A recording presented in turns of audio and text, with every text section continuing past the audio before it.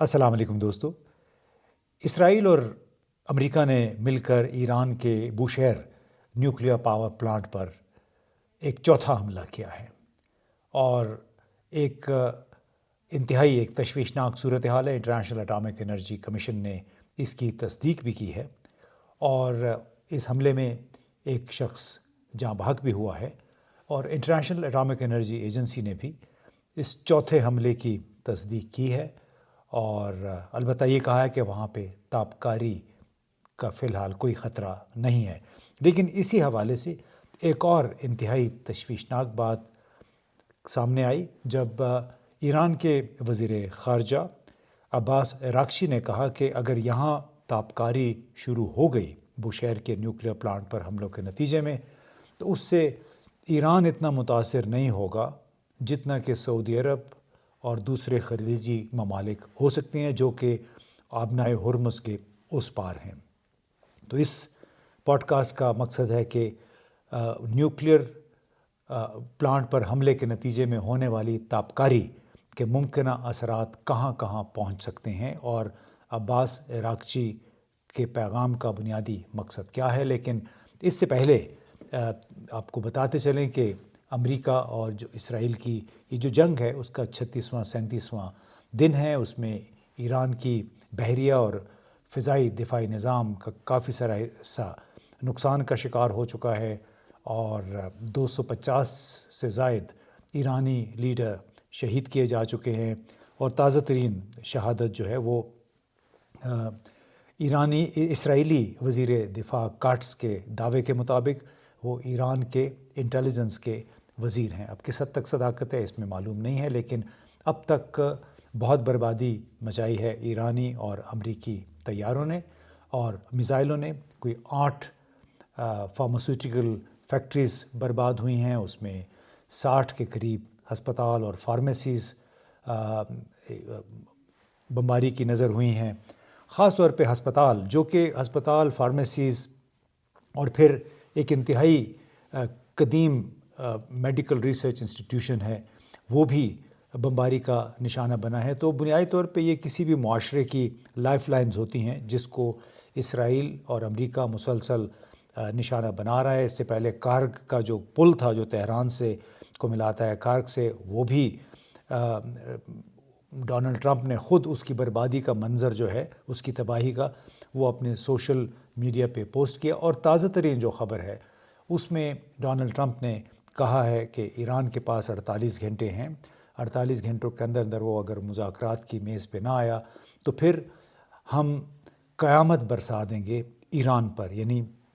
کھلم کھلا ایک اور بدماشی کہ ہم نے ہر صورت میں ایران کو گھٹنے ٹیکنے پہ مجبور کرنا ہے۔ اس جنگ میں اب تک کوئی 13 فوجی کم از کم ہلاک ہو چکے ہیں، 365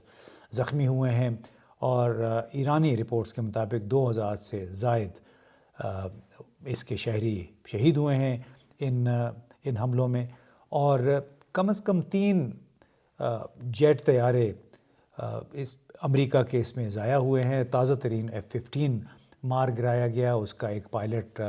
کو بچا لیا گیا، دوسرے کی تلاش جاری ہے، اور ابھی اس حوالے سے امریکہ بھی تلاش کر رہا ہے، ایران بھی تلاش کر رہا ہے کہ آیا وہ ایران میں موجود ہے یا کہیں پہ چھپ گیا ہے۔ ایرانی اور امریکی طیاروں نے خوزستان صوبے میں پیٹروکیمیکل پلانٹس پر بھی حملے کیے ہیں، اور اب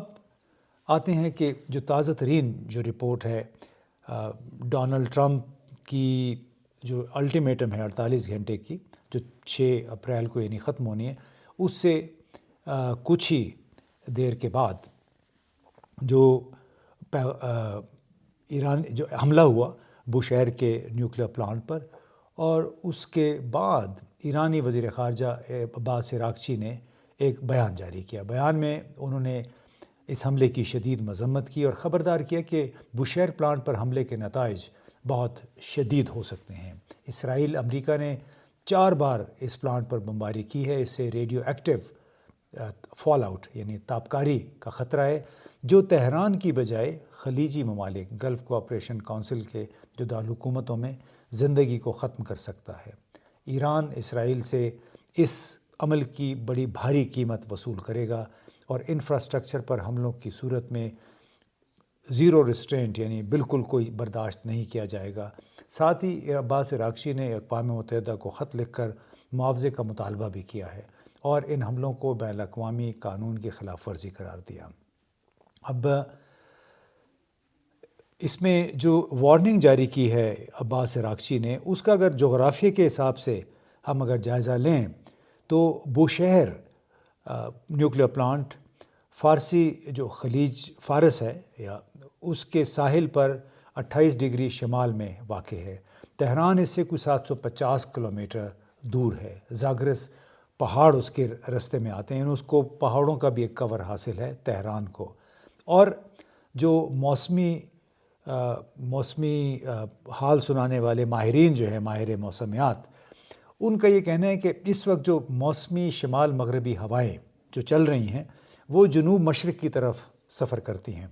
براہ راست خلیج کے پار متحدہ عرب امارات،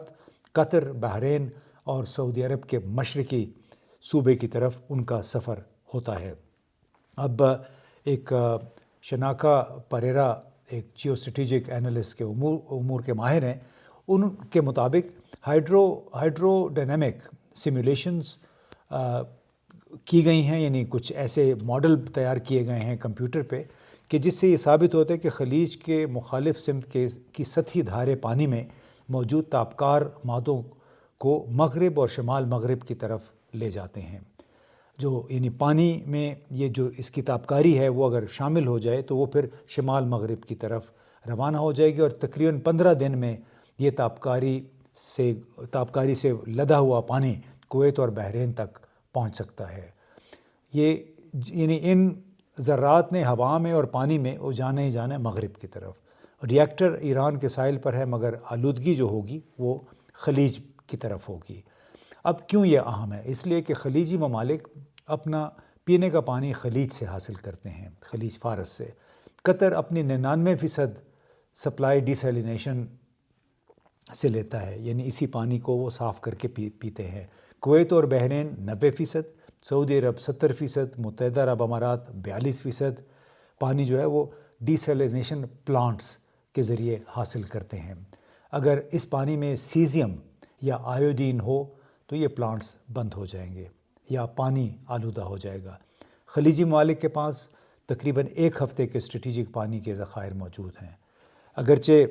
ماہرین کے مطابق بوشہر میں چرنوبل جو کبھی یوکرین میں ایک پلانٹ تھا 1986 میں، وہاں پہ دھماکہ ہوا تھا، کہ اس جیسا دھماکہ نہیں ہوگا، لیکن جو سیمولیشن کی گئی ہیں اس کے مطابق حالات اس سے بدتر ہوں گے۔ وہ کیا ہوگا کہ پانی کی سپلائی کی آہستہ پوشیدہ آلودگی، جس پر 6 کروڑ لوگوں کا انحصار ہے، جو کہ پانی کے ساتھ، پانی کی لہروں کے ساتھ 2 ہفتوں میں بحرین، کویت، سعودی عرب وغیرہ پہنچے گی، اور اسے برداشت کرنے کے لیے صرف 7 دن کے ذخائر ہوں گے۔ اب جو ممالک آلودہ ہوں گے یہ وہی ممالک ہیں جو امریکی فوجوں کے میزبان بھی ہیں، یعنی امریکی فوجی اڈے بھی ان ملکوں میں ہیں۔ قطر میں العدید ایئر بیس حملے کے لیے تیارے وہاں پاک ہیں۔ متحدہ عرب امارات میں الزفرہ بیس ہے، اضافی فوجیوں کی میزبانی کرتا ہے جو کہ ہوٹلوں میں سوتے ہیں اس وقت، کیونکہ